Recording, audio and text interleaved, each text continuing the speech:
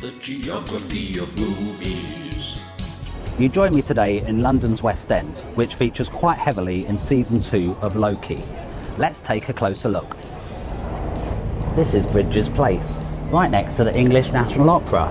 One of the narrowest alleyways in London, it also features in the 2019 movie Last Christmas, in a scene I remade as part of my ongoing Redux Project. 479 feet away is the Noel Coward Theatre on St Martin's Lane, the side entrance of which also featured in Last Christmas. Basically, I suspect that the location scouts for Loki must have watched Last Christmas. Which could make a lot of sense, given that Emilia Clarke is now potentially the most powerful being in the Marvel Cinematic Universe. 5 minutes along the Strand are the Surrey Steps in Strand Lane, part of King's College London, and therefore private property, which often makes it easier to secure filming permission. If you're visiting, do look out for the Roman baths. Strand Lane also shows up in The Key Man, Mr Selfridge, The Dig, Their Finest, Nanny McPhee, and while it didn't feature in Last Christmas, this very similar alleyway on the Strand did.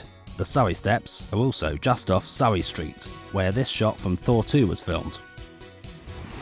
This location I've never seen on screen. Not for 60 years anyway. Look at the time. You said you was coming home straight after work. It's the Ace Cafe in Stonebridge Park, on the railway line from London to Leavesden Studios. Well done, Hollywood. Finally, just beyond London, this scene was filmed at the historic dockyards in Chatham, another very popular location with filmmakers, having featured in Children of Men, Sherlock Holmes, Les Mis, Operation Mincemeat, and The Aeronauts, starring Felicity Jones, who I have a very good lookalike for should you need one. For years now, London has been Hollywood's #1 international film location. But should we be proud or annoyed about being their offshore backlot? Should we feel flattered or exploited? And does the repetitive use of the same handful of locations erode our suspension of disbelief? Has it contributed to the increasingly derivative nature of the MCU? One solution is to employ me as your location scout.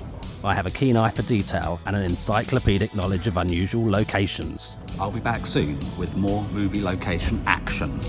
The geography of movies.